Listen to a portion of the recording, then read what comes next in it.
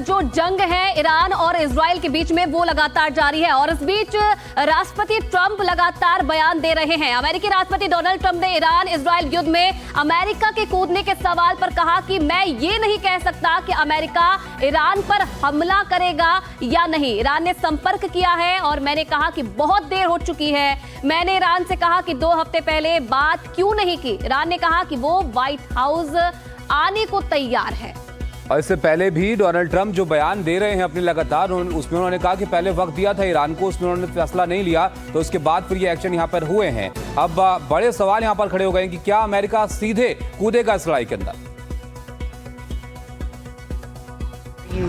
Are moving closer, or you believe the U.S. is moving closer to striking Iranian nuclear facilities. Where's your mindset on that? I can't say that, right? You don't seriously think I'm going to answer that question?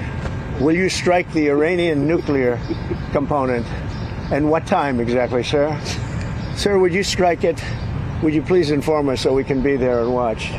I mean, you don't know that I'm going to even do it. You don't know. I may do it. I may not do it. I mean, nobody knows what I'm going to do. I can tell you this, that Iran's got a lot of trouble, and they want to negotiate. And I said, why didn't you negotiate with me before? All this death and destruction. Why didn't you negotiate? I said to the people, why didn't you negotiate with me 2 weeks ago? You could have done fine. You would have had a country. It's very sad to watch this. I mean, I've never seen anything like it. It's so, everyone thought it was going to be the reverse. I didn't think so. देखिए आयुषी, जब 2 देशों के बीच लड़ाई छिड़ती है तो सबकी फिक्र यही रहती है कि कहीं उसका विस्तार ना हो जाए, कहीं बड़े देश उसमें शामिल ना हो जाए। और जिस तरह बयान यहाँ पर आ रहे हैं, अमेरिका के राष्ट्रपति यहाँ पर बयान दे रहे हैं, ये चिंता और बड़ी होती जा रही है। अभी आपको बताते हैं कि किस तरह के हालात यहाँ पर पैदा हुए हैं इस लड़ाई से और क्या आशंकाएं बनती हुई दिख रही हैं। क्या एक बार फिर से महायुद्ध की आहट यहाँ पर तेज हो गई है? बिल्कुल, और दुनिया के मानचित्र पर इस महायुद्ध और महासंकट के 8 फ्रंट सीधे तौर पर खुले तौर पर दिखाई दे रहे हैं। सबसे पहले अगर बात की जाए, पहला ईरान और इजराइल है, जहां पर 6 दिन से जंग जारी है। दोनों के बीच में तो 8 फ्रंट महासंकट के, इजराइल और ईरान के बीच जो जंग है ताबिश वो लगातार जारी है। दोनों देशों ने हमलों की संख्या में इजाफा किया है और वक्त के साथ साथ जो युद्ध है उसका दायरा माना जा रहा है कि वो भी बढ़ सकता है। करीब 2 साल तो इस लड़ाई को हो चुके हैं, जो 7 अक्टूबर को शुरू हुई थी हमास के हमले के बाद से। इसके बाद एक लड़ाई रूस और यूक्रेन के बीच है।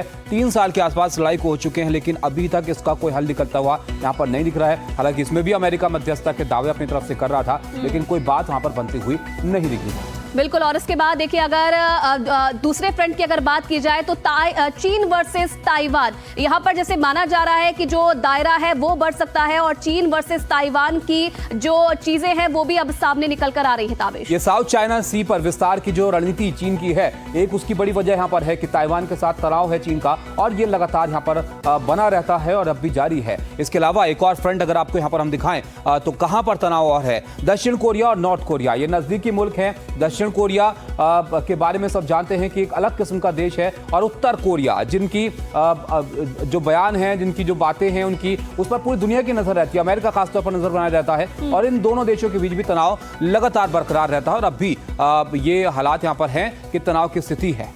बिल्कुल, और उसके बाद अगर भारत वर्सेस पाकिस्तान की बात की जाए तो हाल ही में हमने देखा था वॉर हुआ, उसके बाद भारत ने किस तरीके से पाकिस्तान को सबक सिखाया। ऑपरेशन सिंदूर के जरिए पाकिस्तान जिस तरीके से आतंकवाद को बढ़ावा देता हुआ नजर आता है, लगातार आतंकवाद का साथ देता हुआ नजर आता है, और भारत ने उसी के जो शब्दों में, उसी की चीजों में उसको जवाब दिया था। ताबिश, बिल्कुल, तो ये एक और फ्रंट है। तो इस तरह से कुल 8 ऐसे फ्रंट हैं दुनिया भर में जहां पर तनाव के हालात जो है वो बने रहते हैं। आर्मीनिया अजरबैजान भी एक ऐसा ही मामला है। आर्मीनिया और अजरबैजान में कुछ हिस्सों को लेकर तनाव रहता है और ये भी तनाव ऐसा है कि जो सालों से चला आ रहा है और ये रुक रुक कर यहाँ पर ऐसे हालात बनते हैं जो दुनिया भर में एक टेंशन की तरफ आकर्षित करते हैं। चीन और जापान भी एक ऐसा ही मसला है आयुषी, ये भी साउथ चाइना सी को लेकर है जहां पर विस्तार की बात चीन लगातार करता है। बिल्कुल, अब देखिए चीन वर्सेस जापान की अगर हम बात करें तो अमेरिका मिडिल ईस्ट में उलझा है, तो चीन ने प्रशांत महासागर ताकत की नुमाइश की है।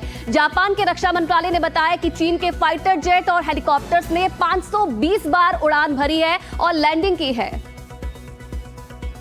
और एक और जो फ्रंट है वो पाकिस्तान और अफगानिस्तान के बीच है। अफगानिस्तान में जब से सत्ता परिवर्तन एक तरह से हुआ, तालिबान वहां पर आया, तब पाकिस्तान के साथ तनाव यहां पर बढ़ा और पाकिस्तान के जो दावे, जो अपने आप को दोस्त बताता था अफगानिस्तान का, उन तमाम चीज़ों को अफगानिस्तान ने खारिज किया कि कैसे अफगानिस्तान का इस्तेमाल करने की कोशिश पाकिस्तान करता रहा। और ये भी एक तनाव की जगह है जहां पर एक और फ्रंट आप कह सकते हैं जहां पर तनाव फिलहाल देखने को मिलता है।